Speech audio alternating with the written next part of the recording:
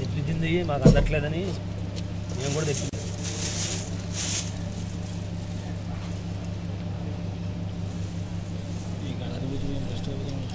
అధ్వర్యుల్ని బ్రహ్మశ్రీ వెలుగుతున్నటువంటి కోట శివరామకృష్ణ శర్మ గారు పుష్పమాలను చేసి నమస్కరిస్తున్నారు.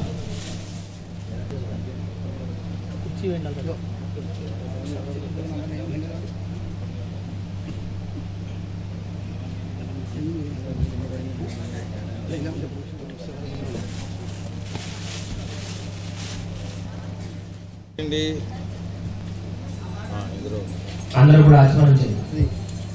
అంటే కాకపోతే సప్తాహం కరిష్యాలు చేసి సంకల్పం చేసి సానం లేదు. మమ ఉపాత్ ఆచమనం చేశారు అందరూ.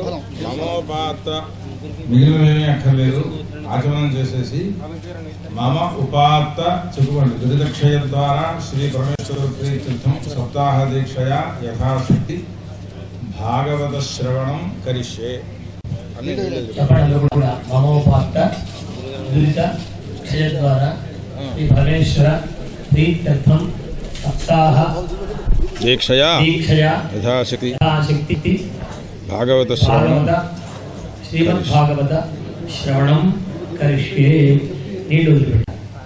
ఈ శ్లోకం ఒకసారి అందరూ చెప్పండి. సుఖరూప ప్రబోధజ్ఞ అందరూ చెప్పండి. నమస్కారం చేస్తూ సుఖరూప ప్రబోధజ్ఞ సర్వశాస్త్ర విశారద ఏతత్ కథా ప్రకాశేన మదజ్ఞానం వినాశయ. వారు మారేడుపల్లి అందరికీ తలోటి ఇవ్వండి. ఇచ్చారా? ఇస్తే దగ్గర పెట్టి కూర్చొని తర్వాత ప్రవచనం అయిపోయిన తర్వాత విశ్రాంతి సమయంలో దేవుడికి దగ్గర పెట్టేసేసి ఆ తర్వాత కూర్చోకండి. ఇప్పుడు మళ్ళీ లేస్తే ఆలస్యం అవుతుంది. ప్రారంభమవుతుంది. ఓం సానో దేవి ఇంద్రాణి దేవి సుభగా సుపత్ని ఉదగుంసేన పృథివిర్జే జగాయ త్రికం సదస్య జఘనం యోజనాని ఉపస్థ ఇంద్రగుస్థవిరం బిభర్తి సేనాహనామ పృథివీ ధనంజయా విశ్వవ్యచాదితి సూర్యత్వగ్ ఇంద్రాణి దేవి ప్రాసహాదదానా సానో దేవి స్వహవాశ్రమ యచ్చతు ఆత్వాహార్షమంతరభూః ధ్రువస్తిష్ఠా విచాచలిః విశ్వాసవావాంఛन्तు మాత్తద్రాష్ట్రమధిభ్రశత్ ధ్రువాద్యోర్ధ్రువా పృథివీ ధ్రువం విశ్వమిదం జగత్ ధ్రువాః పర్వతాగ్నే ధ్రువో రాజా విశామజం ఇహైవైధిమా వ్యధిష్ఠాః పర్వత ఇవా విచాచలిః ఇంద్ర ఇవేహ ధ్రువస్తిష్ఠా ఇహ రాష్ట్రముధారయ అభితిష్ఠపృతన్యతః అధరే సంతు శత్రవః ఇంద్ర ఇవ పుత్రః తిష్ఠ అపః క్షేత్రాణి సంజయన్నన్ను ఇంద్ర ఏణమదీధరతు ధ్రువం ధ్రువేణ హవిషా తస్మై దేవా అధిబ్రవన్ అయం చ బ్రహ్మణస్పతిః అయం ముహూర్తః సుముహూర్తోऽస్తు ధ్రువం దేవో బృహస్పతిః ధ్రువం ధర్మశ్చాగ్నిశ్చ రాష్ట్రం ధారయతాం ధ్రువం అయం ముహూర్తస్తు ముహూర్తోస్తు. గురుభ్యో నమః. సభాయై నమః. ఓం వందే గురుపదద్వంద్వమవాంగ్మానసగోచరం రక్తశుక్లప్రభామిశ్రమతర్క్యం త్రైపురం మహః అజ్ఞానతిమిరాంధస్య జ్ఞానాంజనశలాకయా చక్షురున్మీలితం యేన తస్మై శ్రీగురవే నమః.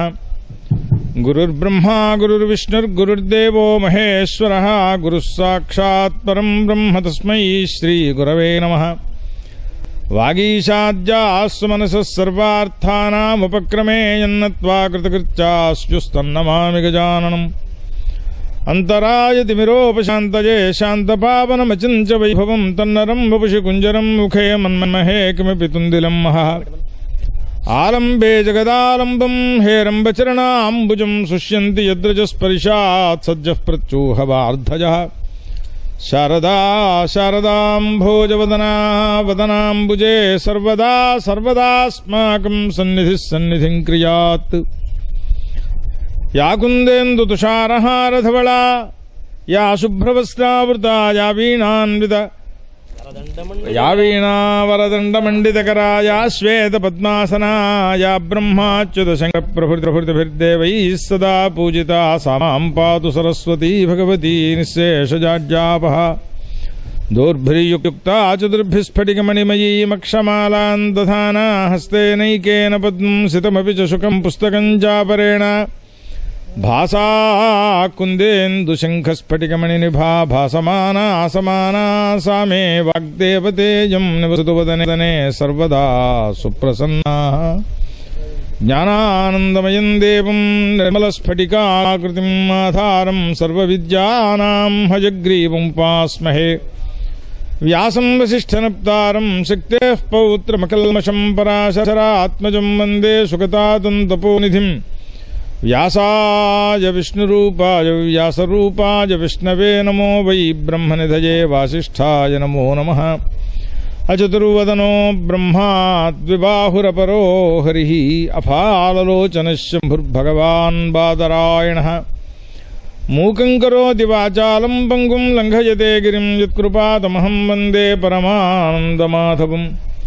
కృష్ణాయ వాసుదేవాయ హరయే పరమాత్మనే ప్రణతక్లేశనాశాయ గోవిందాయ నమో నమః కృష్ణాయ యాదవేంద్రాయ దేవకీ నందనాయ చ నందగోపకుమారాయ గోవిందాయ నమో నమః బాలాయ నిపుషే నవకింకిణీకజాలాభిరామ జఘనాయ దిగంబరాయ శార్దూల దివ్యనఖభూషణ భూషితాయ నందాత్మజాయ నవనీతముషే నమస్తే యం బ్రహ్మా వరుణేంద్ర రుద్రమరుతస్తున్వంతి దివ్యైస్తవైర్వేదైః సాంగపదక్రమోపనిషదైర్గాయంతి యం సామగాః ధ్యానావస్థితతద్గతేన మనసా పశ్యంతి యం యోగినః యస్యాంతం న విదుఃసురాసురగణా దేవాయ తస్మై నమః నారాయణం నమస్కృత్య నరం చైవ నరోత్తమం దేవీం సరస్వతీం చైవ తతో జయముదీరయేతు.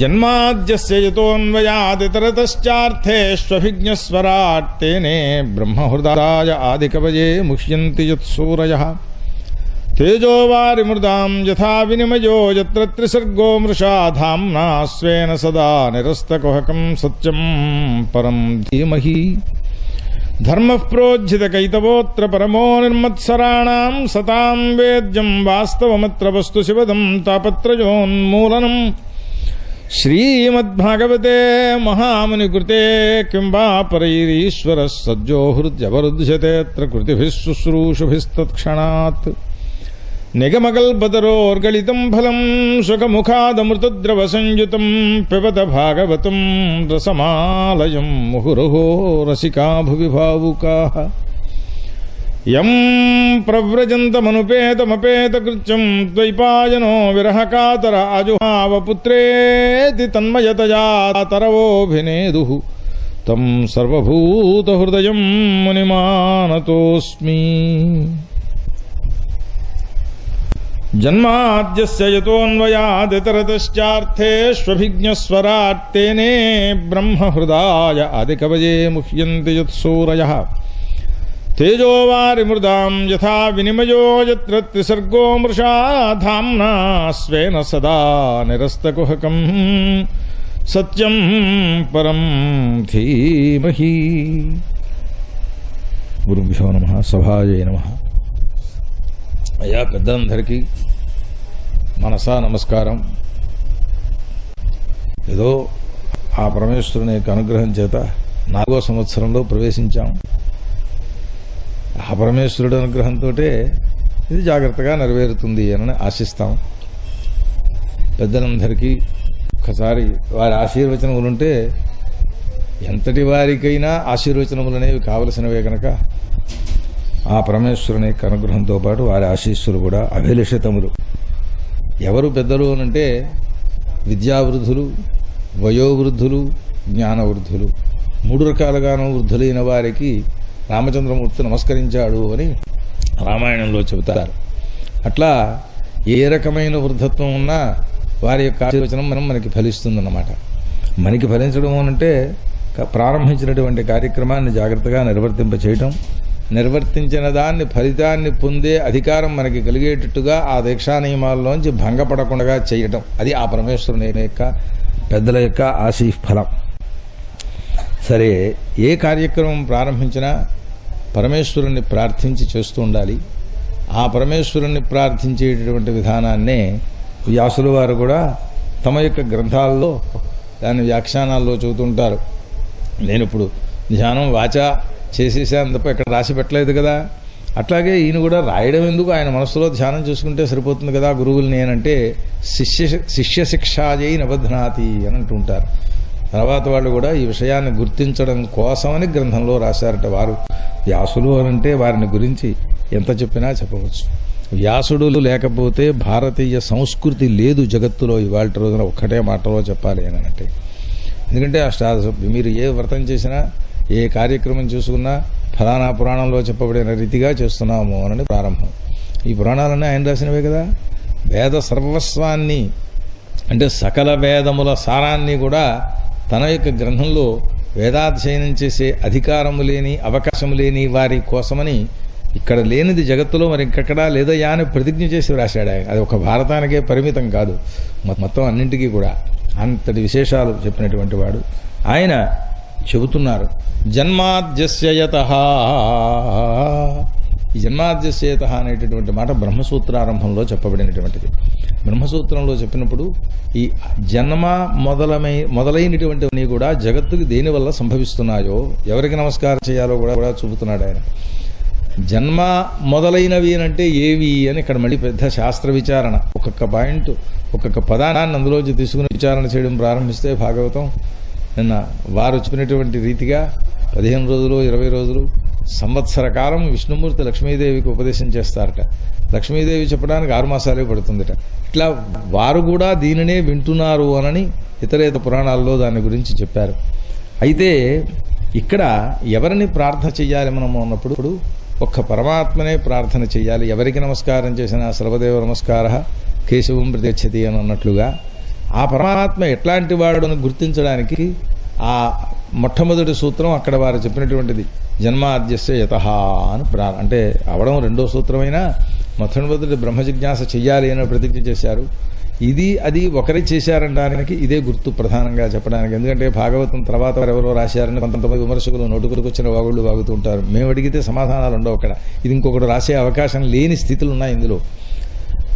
అయితే జన్మ మొదలైనవి అని అన్నారు కదా, ఏవి మొదలైనవి అని అంటే నిరుక్త శాస్త్రంలో ప్రతి ప్రాణికి కూడా 6 రకాల వికారాలు చెప్పారు. జాయతే, అస్తి, వర్ధతే, విపరిణమతే, అపక్షీయతే, నశ్యతి అని. పుడుతున్నాడు, పుట్టిన తర్వాత ఉన్నాడండి అని అనాలి. ఆ జీవ చైతన్యం అక్కడ కనపడకపోతే పుట్టినవాడిని ఏం చేస్తాం? ఉన్నాడంటామా? కాబట్టి ఉన్నాడు అనేది అది ఒక విక్రియ. జాయతే అస్తి, తర్వాత పెరుగుతున్నాడయా. ఆ పెరిగిన ఎంతవరకు పెరుగుతాడు? 30 ఏళ్ళు వచ్చే వరకు పెరుగుతాడు. ఆ తర్వాత ఏమవుతాడు అని విపరిణమతే అని మార్పు వస్తుందన్నారు. మార్పు అంటే క్షీణావస్థలోకి రాలేదు. ఇందాకటి దాకా పెరుగుతూ ఉండేటటువంటి ఆ ఉన్ముఖీభూతమైనటువంటి క్రియలో ఉన్నాడు. తర్వాతకు వచ్చేటప్పటికీ క్షీణావస్థలోకి రావటం లేదు. ఈ పెరుగుదలలోంచి తథారూపంలోనే ఉంటూ క్షీణావస్థకు ఉన్ముఖంగా తయారవడానికి వచ్చే మార్పును విపరిణామము అని పిలిచారు వారు. ఆ తర్వాత అపక్షీయతే, కిందకి దిగుతాడన్నమాట. నశ్యతి, చివరికి జరిగేవి. 6 రకాల వికారాలకు చెప్పారు కదా. ఈ జన్మ మొదలైన 6 వికారాలు దీనితోటి గ్రహించాలి కదా. ఈ మొదలైన అనే శబ్దం చేత, ఆది అనే శబ్దం చేత అని అంటే ఒప్పుకోమయ్యా అన్నారు.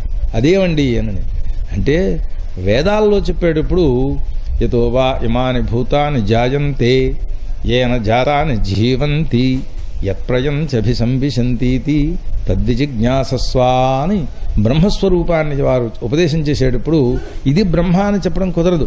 పురాణాలు కూడా అదే చెప్పాయి. ఏతత్ తదిత్యనిర్దేశ్య, ఏతత్ అంటే దగ్గర ఉన్నది, తత్ అంటే దూరంగా ఉన్నది. ఇలా కానీ అలా కానీ చెప్పడానికి కుదరదు బ్రహ్మస్వరూపం.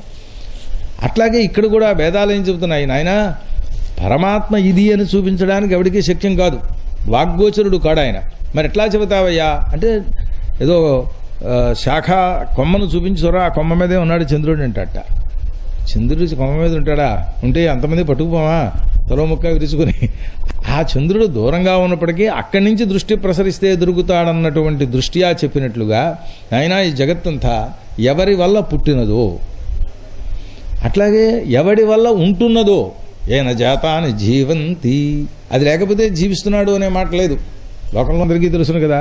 ఆ జీవ చైతన్యం అనేటటువంటిది కాసేపు జీవుడే అక్కడ పరమాత్మ చైతన్యము అనే ఆ భావనతో మాట్లాడితే అంటే ఉన్నది అంతే. జీవత్వం పోతే చైతన్యం మిగులుతుంది, అదే పరమాత్మ అంటాం. అంతకంటే చెప్పవలసింది ఏం లేదు అక్కడ. ఆ చేతన స్వరూపమైనటువంటిది ఉన్నంత వరకు మాత్రమే అందులో సద్రూపంలో ఉంటుంది. అంటే అస్థి అనేటటువంటి శవాన్ని కూడా అస్థి అని అంటున్నాం కదా, ఆ అస్థి రూపంలో కాదు, చేతన రూపంలో ఉంటే వాడిని మనం అస్థి అని అంటాం, లేకపోతే అస్థి అనే అవకాశం లేదు. కనుక ఆ పరమాత్మ వల్లే జగత్తంతా పోషింపబడుతోంది, పరిపాలింపబడుతోంది. అయిపోయింది. తర్వాత ఎక్కడికి వెళ్తున్నాడు? మీరు మామూలుగా మరణించాడన్నా లేదా మోక్షాన్ని పొందాడనేటటువంటి పరాంతకాల మోక్ష స్వరూపాన్ని చెప్పినా ఆ పరమాత్మలోనే లీనమవుతున్నాడు, మరి ఎక్కడికి పోయేది లేదు. అందులోనే ప్రవిశంతి అని యత్ప్రయంత్యభిసంవిశంతి అక్కడ ఉన్నటువంటి మాట. వీళ్ళు వెళుతున్నారు, వెళితే ఏమవుతున్నా అభిసంవిశంతి, ఆ పరమాత్మలోనే ప్రవేశిస్తున్నారు, ఇంకెక్కడికి వేరే వెళ్ళడం అనేటటువంటిది లేదు. ఒక యోగి సిద్ధపురుషుడు, ఆయన ధనుర్వాతం వచ్చి శరీరం అంతా ఇలా వంగిపోయి ప్రాణోత్క్రమణ పరిస్థితుల్లో నాస్మాకం ప్రాణా యుత్క్రామంతి అత్రైవ విలీయంతే అన్నట్ట. ఆయన మా ప్రాణాలు ఎక్కడికి పోవయ్యా, ఇక్కడే కలిసిపో, పరమాత్మ ఇక్కడే ఉంటుంది, ఇందులోనే కలిసిపోతాయి, ఇక్కడికి వెళ్ళేదంటూ ఏం లేదు అని చెప్పాట ఆయన. ఈ ధనుర్వాత బాధను కూడా ఒంటికి తెలియకుండా ఉండేటటువంటి స్థితిలో ఈ మూడే అవస్థలే చెప్పింది వేదం. ఏ పరమాత్మ వల్ల జగత్తు పుడుతున్నదో, ఏ పరమాత్మ వల్ల జగత్తు ఉంటున్నదో, ఏ పరమాత్మలోనే తిరిగి ప్రవేశిస్తోందో, మూడే లక్షణాలు. ఈ మూడు లక్షణాలే వేదం చెప్పింది కనుక మేము చేసే వ్యాఖ్యానం వేదానికి సూత్రం వ్యాఖ్యానంగా చెబుతున్నాం తప్ప ఈ స్మృతికి మేము వ్యాఖ్యానం చెప్పడం లేదు. కాబట్టి ఇక్కడ జన్మాద్యసేత అన్నప్పుడు ఆదిశబ్దం చేత ఈ మిగిలిన రెండింటిని మాత్రమే గ్రహించుకోండి అన్నారు. అదే మరి మిగిలిన వికారాల మాట ఏమిటయ్యా అని, ఆ వేదంలో చెప్పిన 3 వికారాల్లోనూ ఇవి అంతర్భవిస్తాయట. అంటే కావాలి 6 వికారాలని మేము అర్థం చెప్పినట్టే, కానీ మేం చెప్పే ఆదిశబ్దం చేత వేదంలో ఉన్న వాటిని మాత్రమే గ్రహిస్తే వేద వ్యాఖ్యానం అవుతుంది, లేకపోతే స్మృతికి వ్యాఖ్యానం చేసినట్లు అవుతుంది. స్మృతి వ్యాఖ్యానం మనకు అవసరం లేదు, స్మృతిలే వేదానికి వ్యాఖ్యానం కదా, కాబట్టి దాన్ని గ్రహిస్తాం తప్ప వేదమునకు వ్యాఖ్యానం చేయడం కోసమనే ఈ మాట చెప్పబడింది అని అక్కడ వేదాంత శాస్త్రంలో కూడా నిర్వచనం చేస్తారు. ఇంకా దీని మీద ఈ మొత్తం చెప్పిన 6 అక్షరాల మీద ఇంకో 60 నిమిషాలు చెప్పవచ్చు. ఈ జన్మాద్యస్యత అనుకోండి, ఎందుకంటే ఈ ఒక్క శ్లోకానికే సుమారుగా 500 పేజీల వ్యాఖ్యానం ఉన్నది. మొత్తం అన్ని వ్యాఖ్యానాలన్నీ ఉంటుండేటటువంటి పుస్తకంలో ఒక్క శ్లోకం 500 పేజీలు. నమస్కారం. అలా చెబుతామంటే ఈ భాగవత సప్తాహం అనేటటువంటిది తెలియలేదు కాదు కనుక సూక్ష్మంగా దాని స్వరూపాన్ని ఎదరగబెడుతూ ఉంటాం. ఇది ఎట్లా తెలుస్తోంది అని అన్వయ వ్యతిరేకములు అని శాస్త్రంలో 2 రకాలు ఉన్నాయి. తత్సత్వే తత్సత్వం తదభావే తదభావ అని వారు ఉంటే ఈ పని అయింది, వారు లేకపోతే ఈ పని లేదు. అంటే ఆ కార్యానికి కారణం ఎవరయ్యారు? వారే అయ్యారు. అట్లాగే పరమాత్మ యొక్క చేతన రూపమైన సత్తవు ఈ జగత్తులోకి వ్యాపించినప్పుడు జగత్తు ఉంటున్నది, లేని దాన్ని లేదు అని అంటున్నాం. కాబట్టి అన్వయ వ్యతిరేకముల రెండింటి ద్వారా కూడా ఆలోచిస్తే తెలిసేటటువంటిది ఏదయ్యా విచారణ చేస్తే అనంటే పరమాత్మ స్వరూపం ఒక్కటే. ఆ పరమాత్మ చేసిన పనులేమైనా లోకంలో ఉన్నాయా అనంటే అర్థేష్వభిజ్ఞ, అన్ని విషయాల్లోనూ ఆయనకు తెలియనిదంటూ ఏమీ లేదు. సరే, అది వేదాంత శాస్త్రంలో చెప్పినటువంటి మాట, ఏన జ్ఞాతైన సర్వం విజ్ఞాతం భవతే, అది కాసేపు పక్కన పెట్టుకుందాం. మనం అంతవరకు శృతుల దాకా ఉపనిషత్తుల దాకా వెళ్ళలేదు కదా. దీని యొక్క స్వరూపం మన లోక దృష్ట్యా పరిశీలన చేస్తే ప్రపంచంలో కొన్ని విషయాలు కొంతమందికి, కొన్ని విషయాలు కొంతమందికి తెలుసు, అన్నీ అందరికీ తెలియవు అని అంటూ ఉంటాం. ఈ తెలిసిన వాళ్ళ అందరి యొక్క లోపల ఉంటుండే చైతన్య స్వరూపం ఒకటి అని ఒప్పుకోవాలి అని ఎప్పుడూ చెబుతూనే ఉంటుంది, శాస్త్రాలు చెబుతూనే ఉన్నాయి. అది అనుభవ సిద్ధం కూడా ఒక రకంగా ఆలోచన చేస్తే. కారణం ఏమంటే నిన్న సర్వభూత హృదయం మునిమానతోస్మే అన్నప్పుడు ఆ సర్వభూత హృదయ శబ్దార్థాన్ని నిర్వచనం చేశారు కదా. సర్వజగద్వ్యాపి అయి ఉన్నాడు. ఆ పరమాత్మ కంటే భిన్నమైన జ్ఞానం కలిగిన వాడు మరొకడంటూ ఉండడానికి అతను లేని చోటు లేదు కదా. కాబట్టి జగత్తులో ఎవరు ఎన్ని రకాల జ్ఞానాలను కలిగి ఉన్నప్పటికీ కూడా అది పరమాత్మ యొక్క స్వరూపమైన లేలే కనుక అభిజ్ఞ. పైగా స్వరాట్, స్వయం ప్రకాశమానుడు ఆయన. స్వయం ప్రకాశమానుడు అంటే లోకంలో ఏదైనా వ్యాఖ్యానం చూస్తే ఏదైనా వివరణ ఇచ్చి సాక్ష్యం ఇవ్వాల్సి వస్తే అక్కడ నేనున్నానండి స్వయంగా చూచాను అని అంటాడు. భయ్ నువ్వున్నట్టు సాక్ష్యం ఏమిటి? అక్కడ జరిగిన చరిత్ర చెబుతున్నాడు వీడు, ఒప్పుకోవాలి కదా. ఫంక్షనర్స్కి లివింగ్ సర్టిఫికేట్ పట్టుకురమ్మంటుంటారు. ఈ లివింగ్ సర్టిఫికేట్ అనేటువంటిది ఏమిటి? నేను బతికే ఉన్నాను కదయ్యా, ఎదురుగుండా ఉన్నాను అంటే అటు తహసీల్దార్ దగ్గరికి వెళ్ళి, ఇప్పుడు అంత గొడవ లేదు, కొంచెం ఏదో తగ్గించారు దాని గొడవ. పూర్వం తహసీల్దార్ దగ్గర నువ్వు ఉన్నామన్న మాటకి నువ్వు ప్రత్యక్ష సాక్షి, సంతోషమే, అందుకు అభ్యంతరం లేదు, దీనికోసం ఎవరూ సాక్ష్యం అక్కర్లేదు, చెబుతున్నావు కనుక. కానీ నువ్వు ఆ పేరు గల వ్యక్తివి అనడానికి సాక్ష్యం కావాలి, ఐడెంటిఫికేషన్, అందుకోసం అడుగుతున్నావయ్యా అని చెబుతాడు వాడు. నేను ఇక్కడ ఉన్నాను అని చెప్పడానికి ఎవరూ సాక్ష్యం అక్కర్లేదు. ఎందువల్ల అని పరమాత్మ స్వయం ప్రకాశమానుడు, దాన్ని చూపించడానికి నేను లోపల బతికే ఉన్నాను ఇప్పుడు అని చెప్పడానికి నాకు ఇంకొకరి విషయం పక్కన పెడదాం, నాకు సాక్ష్యం ఎవరైనా కావాలా? అందుచేత ఆయన ఎప్పుడూ స్వయం ప్రకాశమానుడు, దాన్ని ప్రకాశింపచేసే మరి ఒక పదార్థం అక్కర్లేదు. అది పరమాత్మ యొక్క స్వరూపము అని అంటే. చీకట్లో కూడా అంటే ఈ జ్యోతి స్వరూపం, ఈ జ్యోతులు కావు అవి. చీకట్లో కూడా ఎవర్రా అక్కడ నేనంటే ఏదో సో అండ్ సో ఫలానా పేరు గలవాడిని అని చెబుతున్నాడు. ఫలానా పేరు గలవాడు నువ్వు అక్కడ ఉన్నట్టుగా ఎలా చూసావు నువ్వు అని అడుగుతాడా ఎవడైనా? నేనున్నాను కదటయ్యా, ఇంకెవరు చెప్పాలి నాకంటాడు వాడు. అట్లా ఆయన సర్వసాక్షిభూతుడైనటువంటి వాడై, ఆ స్వరూపంతో ప్రకాశించేటటువంటి వాడై, సర్వజీవ చైతన్య స్వరూపంలోనూ ప్రకాశిస్తూనే ఉన్నాడు అని. ఆ తర్వాత ఆయన చేసిన పని ఏమిటి అనంటే, తేనే బ్రహ్మ హృదయ ఆది కవయే. కవులంటే 4 అక్షరాలు బరికేసేస్తే నేను కవిని, మరోలా అనుకోకండి. ఈ లోకంలో చూస్తున్నాం 4 అక్షరాలు బరికేయడం, నేను కవినని. మా లక్ష్మీనరసింహంలాగా ఓ శతావధానమో సహస్రావధానమో 2 వరకు చుట్టాడో చేస్తాను అంటే వారిని కవి నచ్చు, తప్పేం లేదు. కానీ అసలు కవి అనేటటువంటి శబ్దానికి సృష్టిని చేసేటటువంటి వాడు, సర్వము జ్ఞానము కలిగినవాడు అనే అర్థం. వేదాల్లో ఎక్కడ కవి శబ్దం చెప్పినా విద్వాన్ అనే వ్యాఖ్యానం రాస్తారు. కవురు వర్ణనే అని మన వాళ్ళు చెప్పినా వస్తుతః స్వరూపం కవిర్మనీషి అని చాదుల్లో కవిం కవీనాం అని చెప్పినప్పుడు విద్వాన్ జ్ఞానవంతుడు అని చెప్పాలి. ఈయన ఏం చేసేట, ఎవడు ఆ జ్ఞానవంతుడు అనంటే, ప్రపంచంలో ఆశ్చర్యకరమైన పరిస్థితి ఏది, ఈ ఆశ్చర్యకరమైన వృత్తాంతం ఏది అని అడిగితే ఎవరు చూసిన వారు చెబుతారు, ఏదో నేను ఆగ్రాలో ఏదో చూశానండి, లేదా ఇంకో చోట ఏదో చూశానండి, 7 ఆశ్చర్యకరములైన ఉన్నాయి అని. తప్పు. అవి ఆస్ట్రాలో మనిషి తయారు చేసినవి, అవి ఒకడే కదా ఇంజనీర్ ప్లాన్ చేసేసాడు. ఈ జగత్తు యొక్క సృష్టి స్వరూపం కంటే ఆశ్చర్యకరమైనటువంటిది జగత్తులో లేదు. దానే యక్ష ప్రశ్నల్లో చెబుతారు. అటువంటి స్వరూపం జగత్తే మహావిచిత్రమైనటువంటి సృష్టి. ఏ విత్తనం పాతే ఆ మొక్కే మురుస్తోంది కదా, ఇది ఎంతకంటే వేరే విచిత్రం ఏం కావాలి? ఏ విత్తనం పాతే అదే మురుస్తుందని నిశ్చయం కాదండో. మళ్ళీ వేప విత్తన పేప పొదలు ఉన్నాయి చూసారా, ఆ పేప పొదలను కాల్చి చేస్తే శుభ్రంగా దాంట్లోంచి అరటి మొక్కలు మూడు వస్తాయి. ఎప్పుడైనా విన్నారా? ఎట్లా వచ్చింది ఇది? మీరైనా తయారు చేయగలరా? అది పరమాత్మ యొక్క సృష్టిలో ఉండే వైచిత్రి అట్లాంటిది కనుక అటువంటి జగత్ సృష్టి చేసేటటువంటి బ్రహ్మ ఇక్కడ ఆదికవి శబ్దం చేత చెప్పబడేటటువంటి వాడు చతుర్ముఖ బ్రహ్మ. ఆయనకు సాధనం ఏమిటయ్యా సృష్టి చేయడానికి అంటే వేదాలని ఆ పరమాత్మ ఇందాక చెప్పినటువంటి జగత్ సృష్టి స్థితిలయములకు కారణభూతమైనటువంటి పరమాత్మ వీరికి ఇచ్చారు అన్నారు. మాకు మళ్ళా వేదం కూర్చొని అధ్యయనం చేశాడు ఆయన. అది సాధ్యమయ్యే పనేనా? సర్వవేదములు ఆయనలోంచి వచ్చాయి అని అంటున్నాం కదా. ఆయన ముఖాల్లోంచి ఉచ్చరించాయట 4 వేదాలు, 4 ముఖాల్లోంచి కూడా మొత్తం 1135 శాఖలు. ఇది సాధ్యం కాదు కనుక బ్రహ్మ హృదయ ఆది కవయే మనస్సుతోటే అందించారట. మనస్సుతో అందించడం కుదురుతుందా? అన్నీ కుదురుతాయి. మనకి కుదరకపోవచ్చు కానీ కూర్మం తన పిల్లలకి కడుపు నిండాలని మనస్సులో భావిస్తుంది. చక్కగా వాటికి కడుపు నిండుతుంది. ఇది అక్కడ పాలు ఇవ్వడం వగైరాలు ఏమి ఉండవు అక్కడ. అట్లా ఆయన మనస్సుతోటే సమస్తమైనటువంటి ఆ వేదాలని కూడా బ్రహ్మదేవునకు అందిస్తే ఆ వేదములను దృష్టిలో పెట్టుకుని జగత్ సృష్టి ఇట్లా ఉండాలి, ఆవు 4 కాళ్ళతో ఉండాలి, మనిషి 2 కాళ్ళతో ఉండాలి అనేది వేదంలో చూచి ఆయన రాశాడు. అందుచేత ఆ జగత్ సృష్టికి మూలభూతమైనటువంటి బ్రహ్మదేవునకు వేదాలను ఎవరు అందించారో ఆ తర్వాత ముహ్యంతి యత్ సూరయః, ఏ పరమాత్మ విషయంలో మేము పండితులు అనుకునేటటువంటి వారందరూ కూడా మోహాన్ని చెందడం అనేటటువంటిది తప్పదు.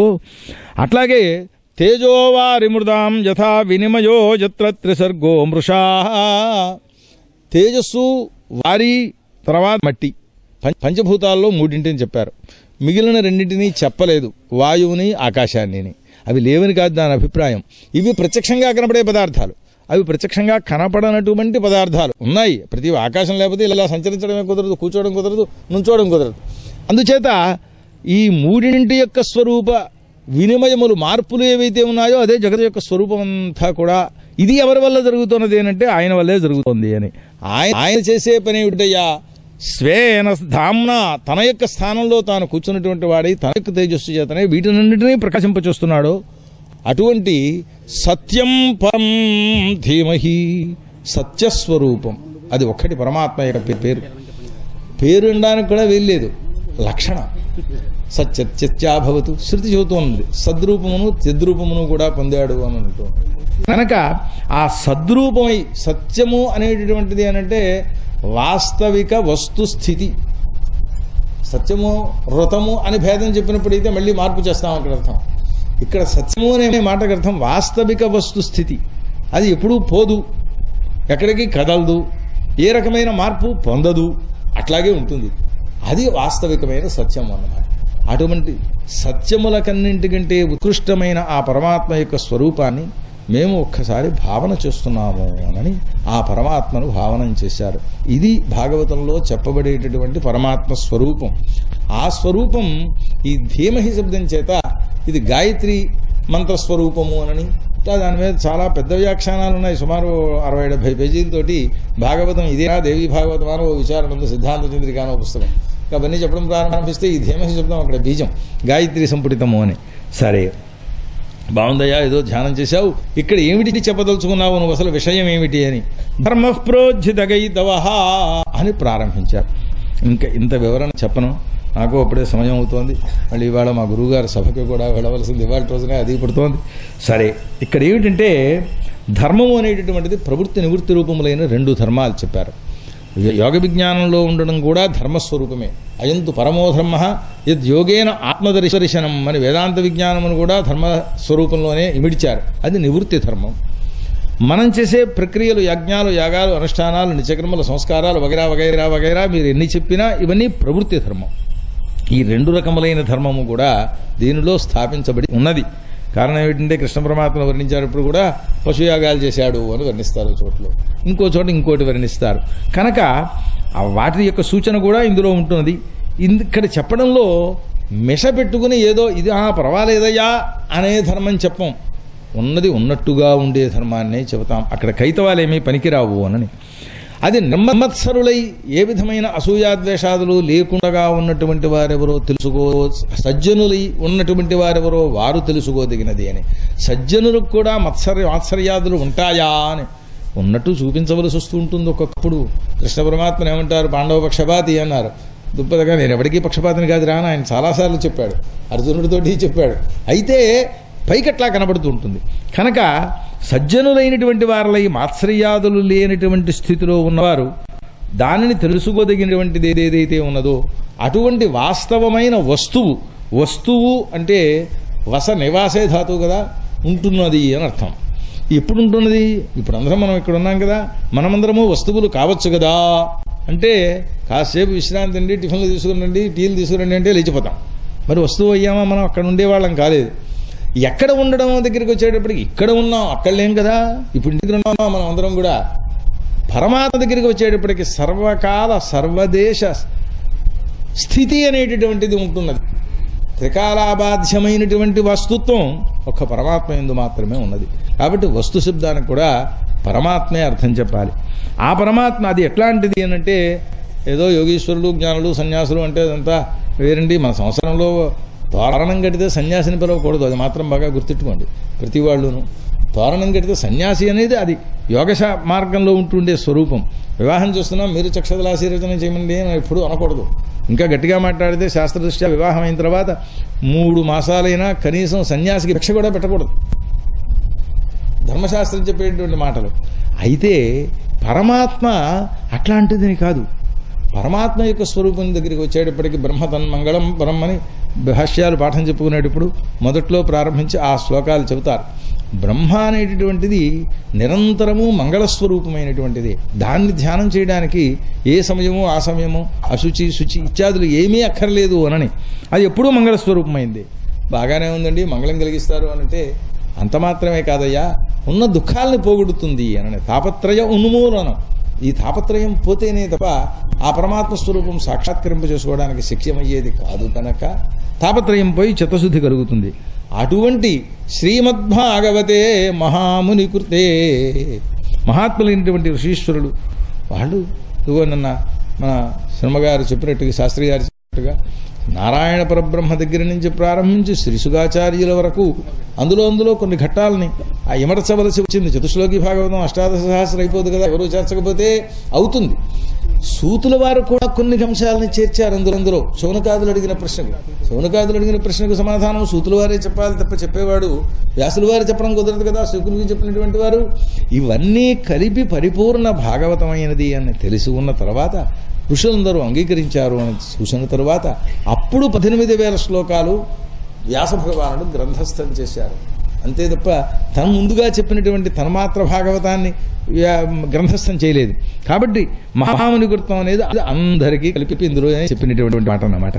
అటువంటి ఇంకా ఎందుకయ్యా మిగిలినటువంటివన్నీ ఏవేవో సాధనాలు అనుకుంటారు. లోకంలో ఎన్ని సాధనాలని పొందినా పొందవలసినటువంటి వాడు ఈశ్వరుడు ఒక్కడే. ఆ ఈశ్వరుడు మీకు ఇందులో లభిస్తున్నాడు. మీరు రకరకాల సాధనాల్లోకి వెడితే అందులో చాలా కష్టాలు ఉన్నాయి, చాలా ప్రమాదాలు కూడా ఉన్నాయి. వేదమంత్రోచ్చారణ చేసేటప్పుడు అపస్వరం వచ్చిందంటే కొంప ములుగుతోంది అని దానికి దోషం చెబుతున్నారు. ఆ క్రియాకాండను ఆచరణ చేసేటప్పుడు ఇంత తేడా వస్తే అంతంత ప్రమాదాలు ఉన్నాయి అని చెబుతున్నారు. పైగా తేడా ఇంత, ప్రమాదం అంత. 3 సార్లు ప్రదక్షిణ చేయండి అంటుంది వేదంలో చోట్ల ప్రవర్గ్య రూప కర్మ. ఏమో 3 సార్లు అయిందో లేదో, ఇంకోసారి తిరిగేస్తే అన్నట్టు ఆ దివ్యంతరం ఏముందయా అని ఇంకోసారి తిరిగేసేటవాడు. దుశ్చర్మ యజమానస్యాదు బలిరోగం వచ్చిందిరా అన్నారు. 4వసారి తిరిగితే బలిరోగం వచ్చిందిట. 3 సార్లే తిరగాలి, 3 సార్లే తిరుగు. కాబట్టి ఆ ప్రదక్షిణం చేసేటప్పుడు లెక్క పెట్టుకుని మరీ తిరుగుతాం. ఇంత మేరే, పెద్ద దూరం ఏం లేదు, నా సంబంధం ఉంటుంది. దానికి చుట్టూ ప్రదక్షిణాలు చేయాలి 3 కలిసి.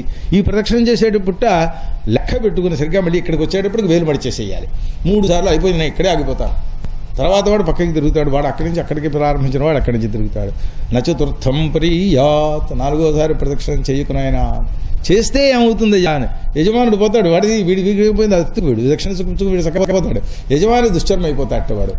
ఒకవేళ వచ్చింది దీనివల్ల వచ్చిందని తెలియదు. ఈ కర్మకు శాంతి చేస్తేనే తప్ప వాడికి ఆ రోగం తగ్గదు ఎన్ని మందులు వేసినా. అదొకటి. కర్మ ప్రభావములు, ధాతు ప్రభావములను, రోగలలో కూడా చాలా విశేషాలు ఉన్నాయి.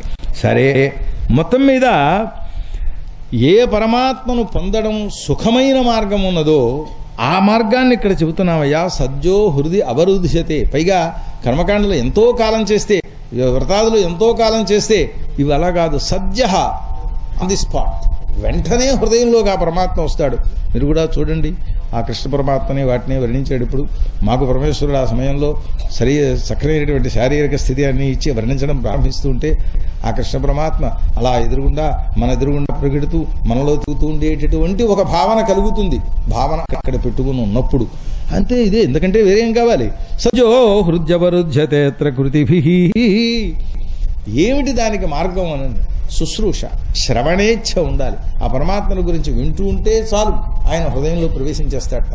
ఆ చెవుల ద్వారా లోపంలోకి వెళ్ళి, చెవుల ద్వారా లోపలికి ఎలా పెడతాడండి అని అంటారు. ఏమో మరి రుక్మిణీదేవి చెప్పింది, నీ హృదయ గుణాలు గణగణాలు హృదయ చెవుల ద్వారా లోపంలోకి వెళ్ళి కర్ణ వివరై లోపలికి వెళ్ళి హరతి అంగతాపం అని, ఆ శరీరంలో ఉంటుండే సమస్తమైనటువంటి తాపాన్ని కూడా పోగొట్టేటటువంటిది అవుతుంది అని చెప్పింది ఆవిడ. అంటే ఈ సమస్త తాపాలని పోగొట్టేటువంటిది ఉంటుంది. తక్షణాత్ కాదు, తత్క్షణాత్, ఆ క్షణంలోనే. తక్షణం అంటే మళ్ళీ చెక్కడం అర్థం వస్తుంది, లోపల ఏమైనా చెక్కేస్తాడేమో అనుకుంటారు, అదేం ఉండదు.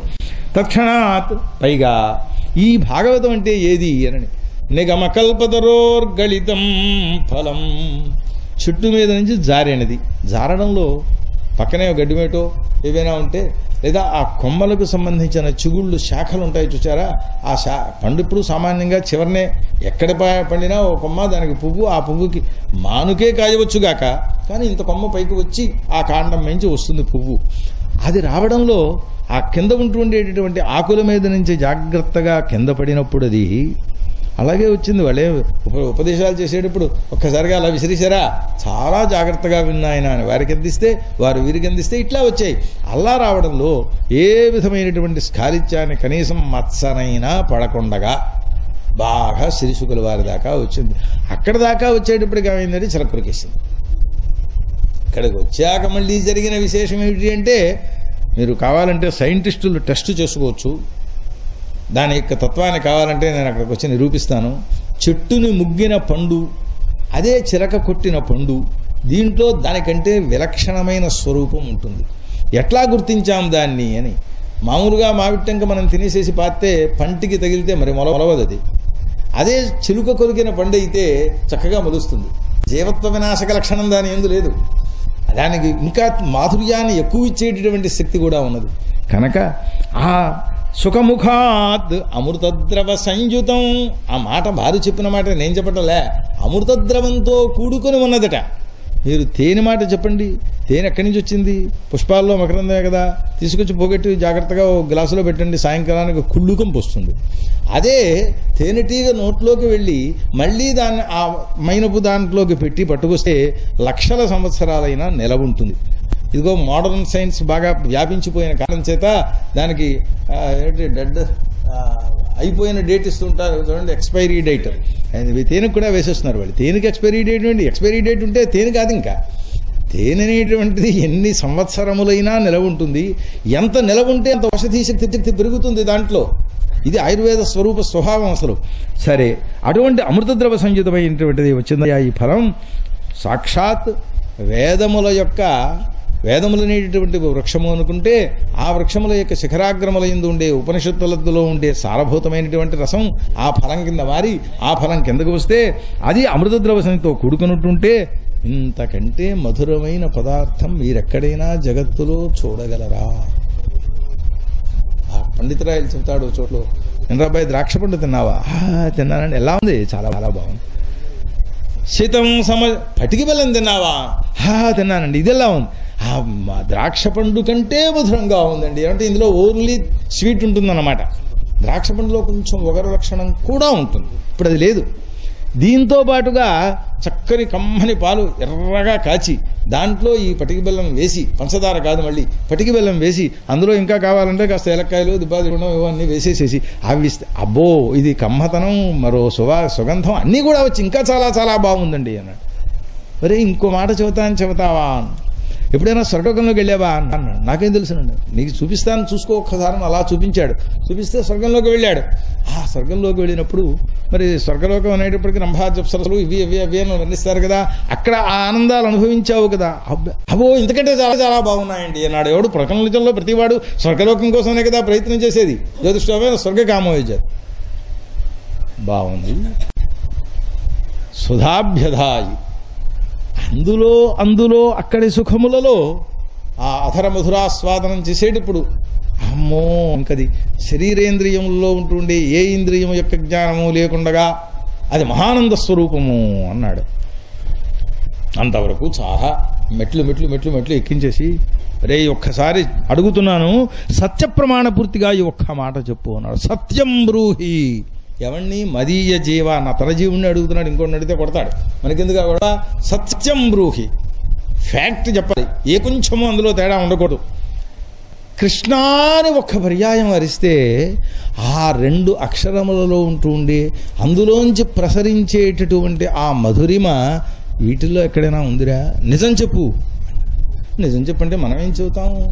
అది చెప్పేటటువంటి వారు ఆ నిరంతర కృష్ణ చింతనం చేస్తూ ఆ కృష్ణాన్ని ఒక్కసారి మన మనస్సుని, వాక్కుని, ఇంద్రియములను, సర్వస్వమును ఆ స్వరూపమునందు కేంద్రీకరించి పిలిచిన వాడికి ఆ రుచి ఏదో తెలుస్తుంది. మామూలుగా తెలిసిపోతుందా? ఆయన చెప్పాడు, కృష్ణేత్యక్షరయోరయం మధురిమోద్గార. ఇది ఎక్కడైనా చూసావా అసలు అన్నాడు. క్వచిత్ లక్ష్య గుర్తించావా అన్నాడు. చూడడం అనుభవించడం వద్దు, గుర్తించావా ఇంతకంటే ఇంత మధురంగా ఉంటుంది అన్నాడు. ఎందుకురా జన్మెత్తావు అన్నాడు చివరికి. కనుక అటువంటి స్వరూపంలో ఉంటుండేటటువంటి వారు కనుక వారు ఆ సుఖముఖాద అమృతద్రవ సంయుతమైనటువంటి ఈ భాగవత ఫలాన్ని వినమని అంటలేదు వారు. పెబత, తాగండి అన్నారు. పరమాత్మ యొక్క లక్షణములను కథలను వినడం కాదుట, చెవులనేటటువంటి కర్ణాంజలి సంపుటై రహరహ సమ్యక్ పిబత్యాదరాత్ అని వర్ణిస్తారు. ఆ దోషులతోటి మామూలుగా తాగితే ఏదో చెంపుతోటి ఆ దోషులు తీసేసుకుని ఎంత పడితే అంత లోపలికి పోసేసుకుంటుంటే ఉండేటటువంటి ఆనందం ఏదో అది ఇక్కడ ఉంటుండేటువంటిది పిబత భాగవతం రసం. ఇది ఒక రసస్వరూపం. మధురమైనటువంటి రసస్వరూపం. భౌతిక దృష్ట్యా మనం పరిశీలన చేసే దృష్టాంతంలో చెప్పవలసి వస్తే యోగి దృష్ట్యా చూసినట్లయితే రసో వై సహ రసగృహ్యేవాన్ లబ్ధ్వానందీ భవతి. ఆ రసమును పొందినవాడే ఆనందాన్ని పొందుతాడయ్యా. రస్యతే ఆస్వాద్యతే అనుభవైక వేద్యం తప్ప అది ఒకడు చెప్పేది కాదు. వీడు జ్ఞానేను ఒకడిని వేలు పెట్టి చూపించడానికి మనకి శిక్షం కాదు, వాడు అనుభవిస్తాడు. అదిగో ఆ రసాన్ని ఆనందించండి అయ్యా, అనుభవించండి అయ్యా అని చెబుతున్నారట. పెబత ఎంతవరకు అనుభవించాలండి అన్నారు. ఎంతవరకు అంటే నువ్వు ఉన్నంత వరకు నువ్వు అన్న, నేనెప్పటి వరకు ఉంటానండి అని. అంటే నేననే భావన ఎంతవరకు ఉంటుందో అంతవరకు. నేను భావన తీసేస్తే వాడు జ్ఞాని, ముక్తుడు, జీవనముక్తుడు. ఆ మాటలు పెద్దవాళ్ల మాటల్లో తెలుస్తాయి ఆ రహస్యం. రమణ మహర్షి దగ్గరికి వెళ్ళి ఆ కావ్యకంఠ గణపతి ముని, ఏమయ్యా ఇదేం పట్టుపట్టడం లేదన్న నాటిల్లా పెట్టి, ఏమిటి పట్టుపట్ట, ఏమిటో తెలియట్లేదు, నువ్వేదో సమాధానం అంటావు, అది నాకేం అందట్లేదు. అరే ఎందుకురా అంత కష్టపడతావు, నేనెక్కడుందో చూసావా? మీకేమైనా అర్థమైందేమో ఈ మాటల్లో చెప్పండి, నాకేం అర్థం లేదు. నేను ఎక్కడుందో చూడొచ్చు, అర్థమవుతుందంటే శబ్దార్థాలు మాకు తెలుసు. నేనెక్కడుందో పట్టుకున్నావా? పట్టుకున్నా. ఆ నేను తీసేయి, మిగిలిందేది అన్నట్టు ఆయన. అంటే నేను అనేది ఏ పదార్థాన్ని మనం పిలుస్తున్నామో ఆ తత్వం, అసలు నేనునే భావన ఎక్కడి నుంచి బయలుదేరుతుందో అక్కడికి వెళ్ళి ఆ నేనునే అహంకారాన్ని కూడా పక్కకి పెట్టేసేస్తే మిగిలేది అదే రానాయనా అని చెప్పాడు అన్నమాట. అహంకారం అంటే నేనంటే అంటే అహంకారం అన్నమాట. ఆ అహంకారం పోయే వరకు ఆ లయం అది. అందుచేత ఎంతవరకు తాగాలి అంటే ముహు మాటిమాటికి తాగుతూనే ఉండండి. మీరు రసికులయ్యా, ఆస్వాదనం చేయగలిగినటువంటి వారు కనుక, ఓ భూమిలోకంలో ఉండే ఓ భావుకులారా, భావుకుడు అంటే ఆస్వాదించగలిగిన వాడు. వాడు చక్కగా నటిస్తుంటే ఏమిటిరా అలా ఎదురుగాళ్ళు ఊపుతాడు అన్నవాడు వీడు నాటకం చూడడానికి పనికిరాడు. వీడంతసేపు యువతలే కూర్చో. ఒకరు ఆయన ఎవరు ఏమైనా శంకరశాస్త్రి గారు వీణ వాయిస్తుంటే మేము కూర్చున్నాం. ఆ రోజున ఏమో మరి ఆయనకి ఏ మూడు దిగులిందో 4వ తీగ 3వ తీగ మీదే వాయించడం ప్రారంభించాడు. 1-2 దిగులు ముట్టుకోలేదు అసలు మొత్తం. రేడియోలో చేరి ఏమిట్రా కందిరేగల మోతలాగా ఉన్నది, పెద్ద పండితుడు వాయిస్తున్నాడు అన్నావు అన్నారు నన్నే పక్కన కూర్చుంటేను. చాలా ఆనందం అండి. ఆయన మందరంలో అంతసేపు ఎడతెరిపి లేకుండా రాగాలాపన చేయించేటటువంటి స్థితిలో రాగాన్ని వాయిస్తున్నాడు ఆయన. అదే కందిరేగ మోతలా ఉంది అన్నారు వీరు. ఆ మందరంలో దాన్ని వాయించడం ఎంత క్లేశమో, పాడడం ఎంత క్లేశమో. మంగళవల్లి బాలమురళీకృష్ణ గారు అన్నారట, త్రిస్థాయి కాదు పంచస్థాయి పాడతాను రండి ఎవడైనా ఉంటేనో అని. ఆ పంచస్థాయిలో మందరంలోకి వెళ్ళిపోయినారనుకోండి, అది అసలు ఆ స్థితిలో సప్తస్వరాలని ఆధ్వర్యంలో వినిపించడం అన్నమాట. ఇది సాధ్యమయ్యే ఎవరికైనా. అందుచేత భావుకులైనటువంటి వారు, ఆస్వాదన యోగ్యులైనటువంటి వారు, ఆ చిత్తశుద్ధిని పొందినటువంటి వారు ఇట్లాంటి స్థితిని పొందుతారయ్యా అని ఈ విషయం ఇక్కడ చెప్పబడుతోంది భాగవతంలో. ఇది భాగవతం అంటే, భాగవతంలో చెప్పబడుతుంది కాదు, భాగవతం అంటేనే ఇది. ఇందాక చెప్పిన ధర్మం అయితే భాగవతంలో చెప్పబడుతున్నది. ధర్మ ప్రోజ్యతకైతే ఓత్రా అని చెప్పి నిర్దేశించేశారు కనుక ఇక్కడదేం లేదు. భాగవతం అంటే ఇది. తాగండి అయ్యా అన్నారు. సరే, అక్కడికి ఆ పరమాత్మ స్వరూపాన్ని, ఇందులో ఏ విషయం చెబుతున్నామో ఆ విషయాన్ని, ఎవరు దీనికి అధికారులో దానిని, వీటన్నిటినీ కూడా నిరూపణ చేసిన తర్వాత ఇది జరిగినది ఏమిటి అని అంటే, నైమిషారణ్యంలో శౌనకాది మహర్షులు స్వర్గలోకం కోసం 1000 సంవత్సరాలు సత్రయాగం ప్రారంభించారు. ఇప్పుడు మనం ఇవాళ 7 రోజుల కాలం చూస్తున్నాము అని ప్రారంభించాం. 24 అవర్స్ కూర్చుంటున్నారా మీరు? నేను చెబుతున్నానా లేదా వారు చెబుతున్నారా? కార్యక్రమం అవుతుందా? హాయిగా వెళ్ళి పడుకుంటున్నాం. తర్వాత మధ్యకాలంలో విశ్రాంతులు వస్తున్నాయి. అలాంటి విశ్రాంతి కాలంలో రాక్షసులు వచ్చి యజ్ఞపీడను కలిగిస్తారట. రామాయణంలో చెబుతారు. దీని పేరు బ్రహ్మరాక్షసాః. యజ్ఞం హి ఛిద్రం హి మృగయంతే అత్ర విద్వాంసో బ్రహ్మరాక్షసాః. బ్రహ్మరాక్షసులు వాళ్ళు విద్వాంసులు, మహాపండితులు అయ్యుండి ఎక్కడ లొసుగు దొరుకుతుందా యజ్ఞాన్ని భంగం చేద్దాము అని వాళ్ళకి ఇదే ప్రయత్నం. ఆ ప్రయత్నం చేసేటటువంటి వారిని వారించడం కోసమని చెప్పి స ఏకదా తుమనయ, పొద్దున్నే అగ్నిహోత్రాలు అన్ని పూర్తి చేసుకున్నారు. వాళ్ళు చేయవలసిన హోమాలు అన్నీ కూడాను. అక్కడికి సూతులు వారు వచ్చారు, ఆయన కూర్చోబెట్టుకున్నారు. మొత్తం 18 పురాణాలు, 18 ఉపపురాణాలు కూడా అక్కడ వారు విన్నారు. శౌనకాది మహర్షులు కర్మకాండ చేస్తున్నామని భక్తిని మానేయమని ఎక్కడా చెప్పలేదు. కర్మకాండ చేసేటప్పుడు కూడా హవిస్సుని గ్రహించిన తర్వాత విష్ణు అగ్నయేను బ్రూహి అని ప్రాశయిస్తాం. అవదానం దేవతలకు హవిదానం చేసి ఇంకా అటుపైన మాట్లాడకూడదని, లేకపోతే ఇంకా హోమం ముందు దాకా వెళ్ళవచ్చు. అటుపైన మాట్లాడకూడదు. ఎంతవరకు హోమం పూర్తయి మళ్ళీ వెనక్కి వచ్చే వరకు. అందుచేత అప్పుడు చేసే పని ఏమిటయా అంటే చతుష్పర్యాయం విష్ణు అగ్నయేన బ్రూహి అని ప్రాశిస్తాడనమాట. అంచేత ప్రాచీనమైనటువంటి దృష్టిలో చూసినప్పుడు కర్మకాండపరులు భక్తులు ఉన్నారు, భక్తులు కర్మకాండపరులు ఉన్నారు. ఎక్కడా దీన్ని విడిచిపెట్టలేదు. ఎందువల్లంటే భౌతికమైన దేహం ఉంది కనుక చెయ్యాలి అని.